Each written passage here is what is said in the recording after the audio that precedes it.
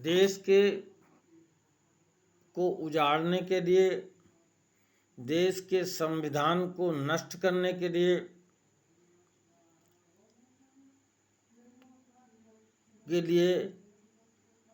ये बातें तो यहाँ के राजनीतिकों से समझें।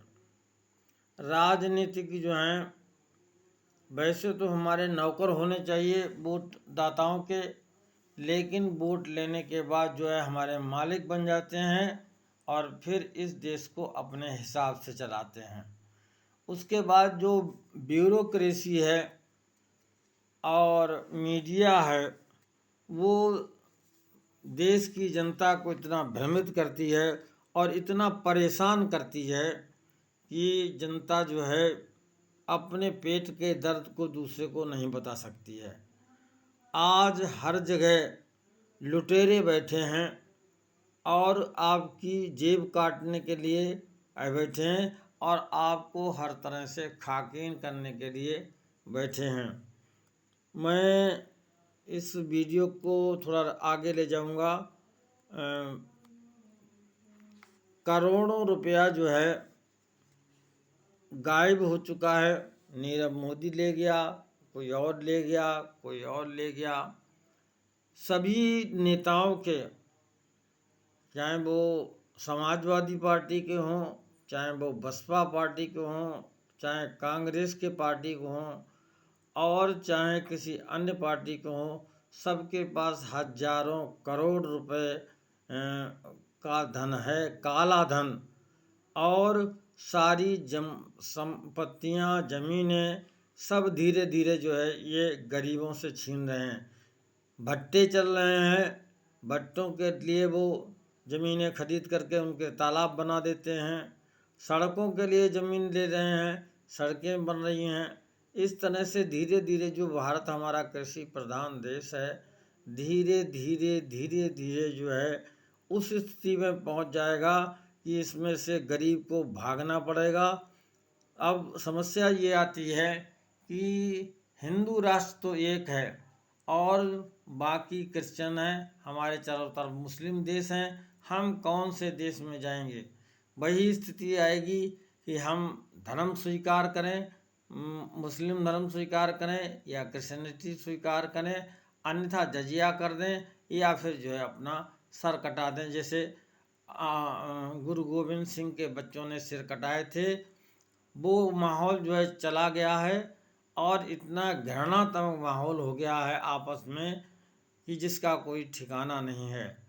आरक्षण हमारे देश को घुन की तरह खा रहा है और जिस तरह से घुन हम अपनी कोठी में रखते हैं और उस घुन से सारा गेहूं खराब हो जाता है, उसी प्रकार से ये आरक्षण देश को खा रहा है। रही बात, अभी मैं थोड़ी देर पहले एक वीडियो सुन रहा था जिसमें एक महिला कह रही थी कि देश की सारी जिम्मेदारी केवल मुट्ठी भर लोगों के हाथ में है। ज़रा मुझे ये बताएं कि मुट्ठी भर लोग जो हैं क्या वो आरक्षण से आए हैं?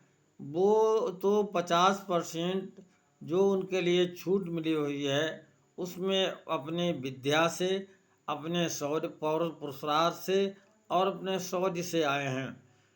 अगर इस तरह की होती है, जनगणना होती है या मतगणना होती है, तो फौजों में भी जो है इस तरह का रखा जाए कि अगले बॉर्डर पर जो है एससी लगाया जाए, फिर एसटी लगाया जाए, फिर ओबीसी लगाया जाए, उसके बाद जो है ब्राह्मण, क्षत्रिय, ठाकुर, वैश्य लगाया जाए।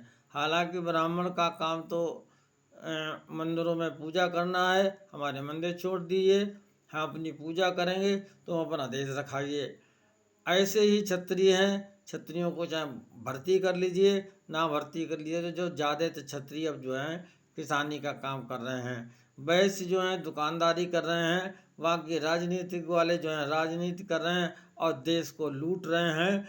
एक एक सड़क पर, चाहे वो विधायक हो और चाहे वो एमएलसी हो, मैं 100% कहता हूँ 20% का जो है कमीशन तय है और जेब उनकी भरी जा रही है। इस तरह से पैसा लूट रहा है। मोदी अकेले क्या करेंगे, योगी बेचारे अकेले क्या करेंगे? या तो ये अन्य प्रधानमंत्रियों की तरह चुपचाप बैठ जाएंगे, या फिर जो है मोदी योगी जो हैं देश छोड़कर चले जाएंगे। नतीजा यही हो सकता है। जब सबकी की यही इच्छा है कि देश जो है पुनः गुलाम हो, और गुलाम होकर के देश जो है चाहे मुगलों का गुलाम हो और चाहे अंग्रेज़ों का गुलाम हो, सब निगाह बैठाए रहते हैं। जो ये मीटिंगें हुई थी G20 की, और उन्होंने ये सब देखा था, चाहे अमेरिका हो, अमेरिका, टर्की और आस पड़ोस के चीन, जापान, जापान को नहीं मैं कह सकता, बाकी देश जो हैं ये इतने धूर्त देश हैं कि किसी को बढ़ते हुए नहीं देखना चाहते। और वैसे ही धूर्त लोग जो हैं हमारे यहाँ जयचंद हैं। देश चाहे टूट जाए, देश चाहे का नाश हो जाए, चाहे एक एक गांव की रियासत बने, सरदार पटेल का जो एक सपना था वो उनका तो पूरा हुआ। उन्होंने अपनी मेहनत की और देश को एक किया, 565 रियासतों को मिलाया। अब तो एक को नहीं मिला सकते हैं। इसीलिए कुछ दिन बाद यही होगा कि हमारी रियासतें वापस तो हम जहाँ थे वहाँ रहेंगे। और ये जाति गणना जो है ये एक सपेरे की ऐसे सांप की नहीं, वो सांप जो काटता है जिसका इंजेक्शन भी नहीं बना है, जो घरों में पाया जाता है जिसको करैत कहते हैं। तो ये जाति गणना जो है वो करैत का कार्य कर रही है।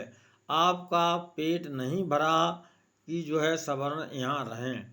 सवर्ण या तो भाग जाएं या फिर जो है मुसलमान बन जाएं। हम लोगों के सामने भी यही समस्या आती है।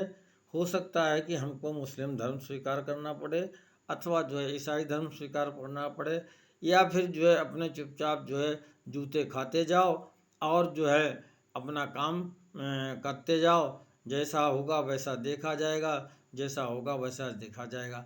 जब आज जैसी जिसकी भागीदारी वैसी उसकी दारी। जिनके पास हजार हजार एकड़, 6,000 एकड़ के फार्म हैं, भले तो उन नेताओं को जो है अपनी सारी ज़मीनें, सारे पेट्रोल पंप, एक एक के पास 22-22 पेट्रोल पंप में, एक एक गरीब आदमी के लिए और नीतीश जी जो जिसके बताते जाएं उन गरीब आदमियों के लिए बांटते जाओ।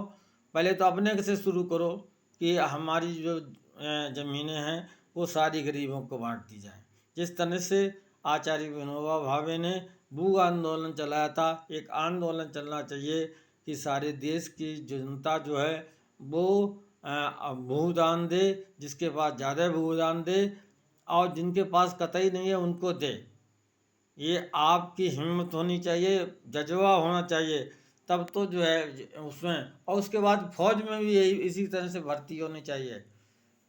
क्यों क्यों कर रहे हो? जब देश को सत्यानाश करना है, 565 में फिर बांटना है तो बांटो, और यही होगा। क्योंकि जनता में जितने भी नेता हैं जो पढ़े लिखे हैं उनकी तो बेचारों की कोई बात ही नहीं, लेकिन जो बिना पढ़े लिखे हैं, जिन्होंने आज तक एक भी कानून नहीं बनाया जो देश हित में हो, और जो देश हित में कानून बनाया वो जो है उन्होंने उसको नकार दिया, और उस कानून को उन्होंने कभी भी ये नहीं सोचा कि इससे देश बने। जय हिंद, जय भारत।